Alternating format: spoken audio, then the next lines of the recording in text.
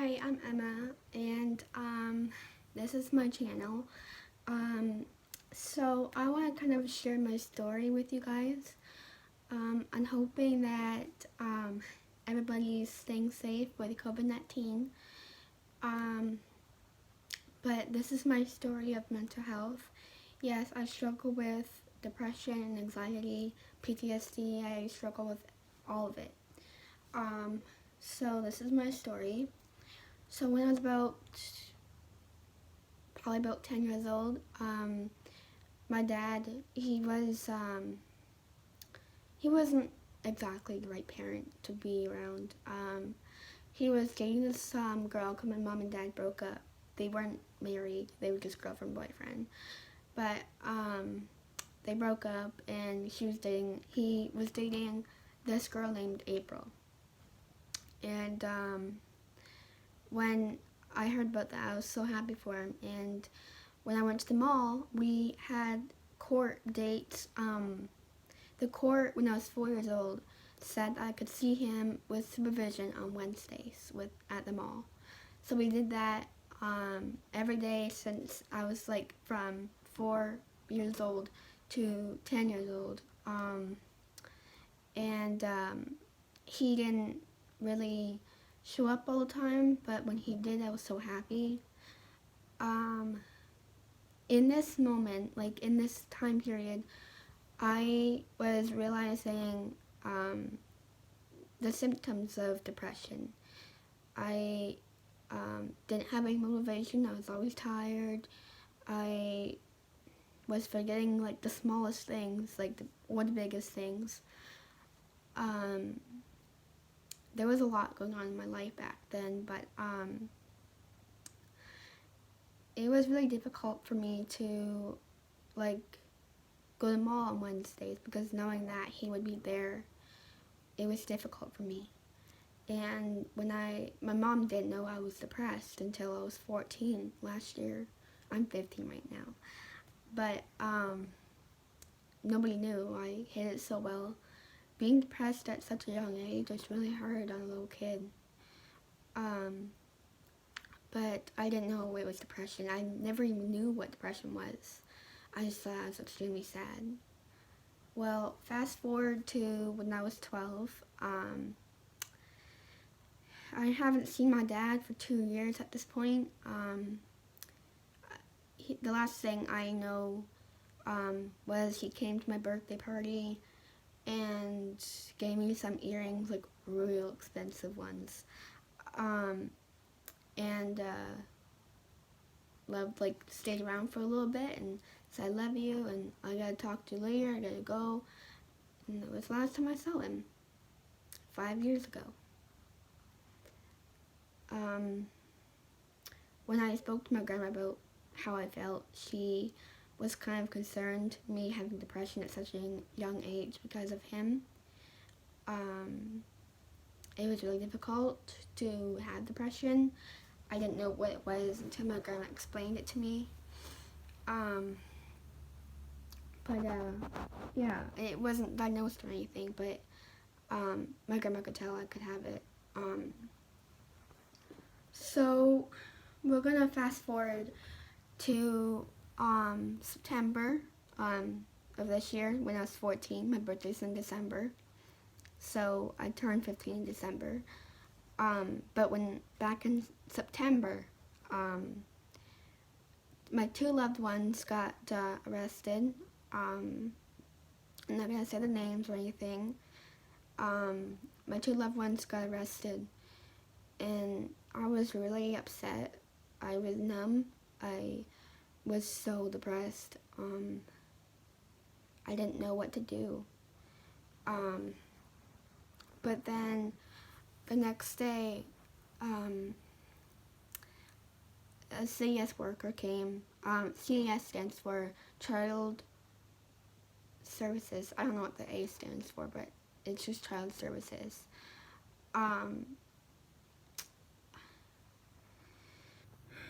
That was hard, knowing that they were there. I knew exactly what they were there for. They spoke to my grandma and my aunt, and they they came and took me. They told me to pack my stuff, and I went out the door. Probably about 3 days later, when I arrived at my foster mom's, I called my grandma for the first time in 3 days. She was crying a lot. My aunt was so upset that I left that she couldn't even talk to me. My mom was upset. My brother was upset. And we're gonna fast forward to when I went to school.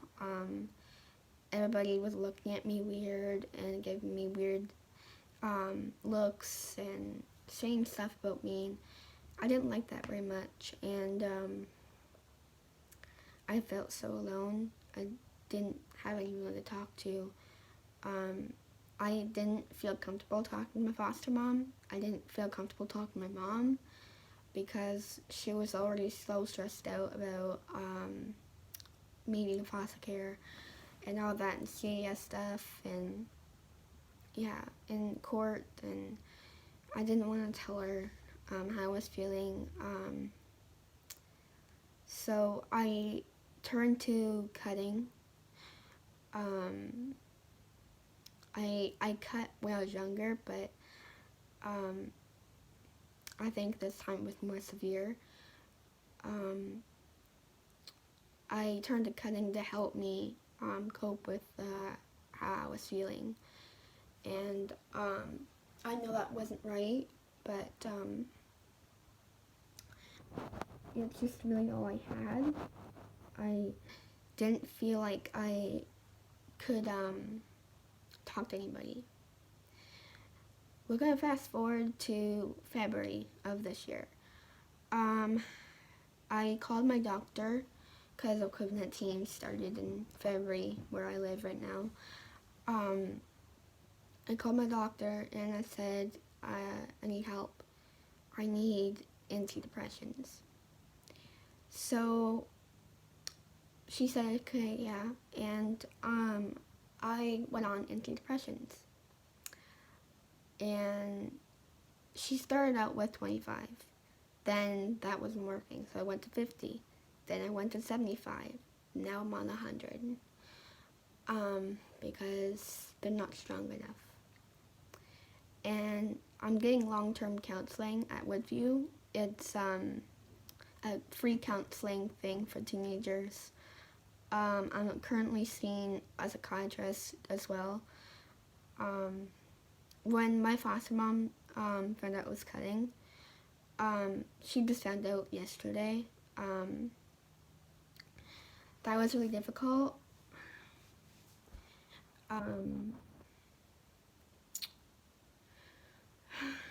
It was really hard to talk to her about that.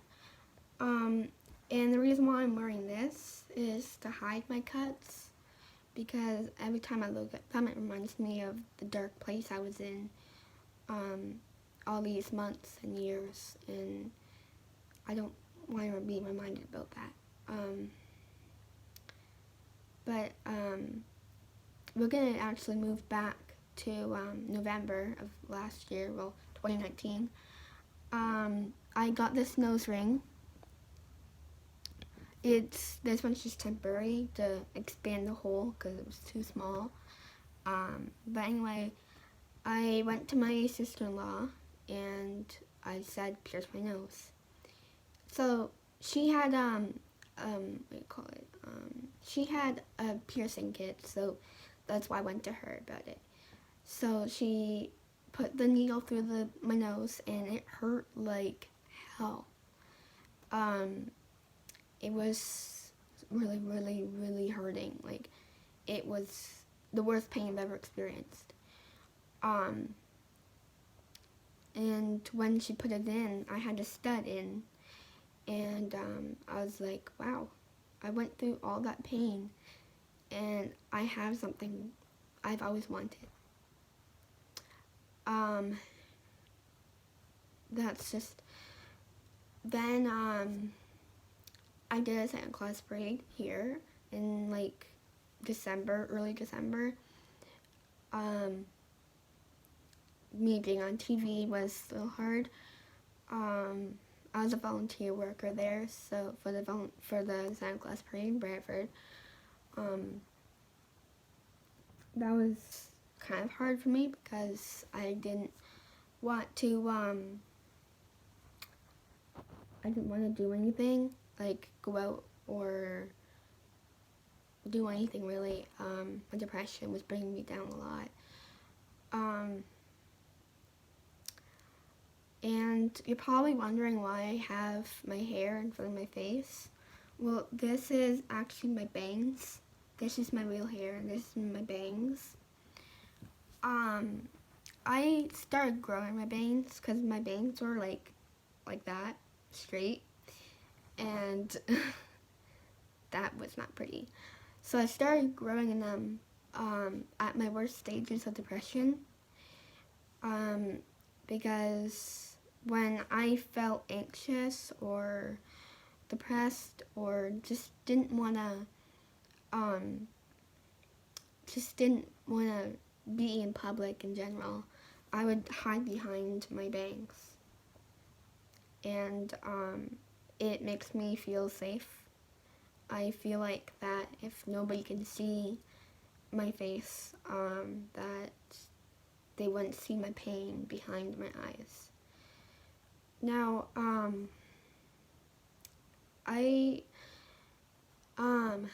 yes, I still have them in my face, but I'm trying my best to like stop hiding. Yes, I have a lot of pimples because I'm stressed out, but in a lot of eye bags I haven't slept. But I'm currently getting a lot of help. I have the crisis number for the kids' help phone.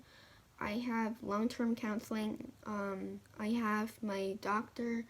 She put me on 100 milligrams of antidepressants. But it's really hard. And tomorrow I'm getting blood work done for to look at my blood, because I do have some serious illnesses. I have a heart disease. I was born with it. That was difficult to learn when I was younger. But I have to get my blood checked every year because of how bad my heart is, and my lungs are bad. I have asthma. But yeah, all that pain I went through, all those years of me being in my like little kid years, it was really difficult. I went through a lot of pain. I went through a lot of hiding. You name it, I was doing it. Hiding. I was depressed. I had a lot of anxiety. Yeah, I was a mess, but I pushed through it, and I'm gonna get better. I'm gonna push through this. When I got my nose pierced, it was hurting when I had to get it re-pierced because my stud fell out. So I had to get re-pierced, and that hurts a lot. But once it got in, I was fine. So that's kind of like what I'm going through right now. Once the needle, I don't know how to explain this, but once the pain gets through, you're gonna be okay. You can just push through it. It will get better. I might be in foster care right now still. I've been here for 8 months now. I was supposed to get out back in December, but I didn't. So like, being in foster care is really hard on my family. And it's really hard on me too. Yeah, but I'm gonna push through this. I got a lot of supporters. I have a lot of family members. The bestest friends I could ever ask for. I'm just really happy I have the people in my life that nobody really has. Like, not many people have a lot of supporters. Not many people have like access to counseling, or yeah. I was hiding my depression for many years, and when I came out with it, people were shocked, but they said, "You can be okay. We got your back. We'll help you through this. You just gotta stay strong." And I did that. I stayed strong every day for my family. And you don't know how strong you are until you have no choice but to stay strong. I found out a few weeks ago that my one loved one, he's getting out of prison soon. He's getting out of prison in a few weeks, hopefully. He got bail. My other loved one got out of prison back in October because they didn't find him guilty. He wasn't guilty of anything. But I have a court date in June to see where I'm going. If I'm staying in foster care or going home. But it's going to be hard for me to see the results, or like hear that I'm not going home, or I'm going home. It's going to be hard for my family. But we're going to push through it. We're going to stay strong. And things are going to get better. And I know that. So if you guys are having a hard time, this is something you can kind of relate to. I'm here for you guys, okay? If you ever if you ever feel like cutting, I saw this like TikTok where if you put glue on your arm and it dries, and if you feel like cutting, just rip it off, because glue on your hairy arm, it hurts just as much as cutting. So just try that, or cover your arm like I am. Then you can't cut, obviously. Or get your mom or dad or foster parent or grandma to hide the knives away from you, or any sharp object, because that's what I did. But when you're feeling upset, or just you can't take it anymore, or having suicidal thoughts, sorry, I can't speak today, you gotta reach out to somebody, because there's always somebody there for you, no matter what. There's always gonna be a good person out there. I'm going to link down below the crisis line for Canada. I don't know the US one, or the UK, or wherever.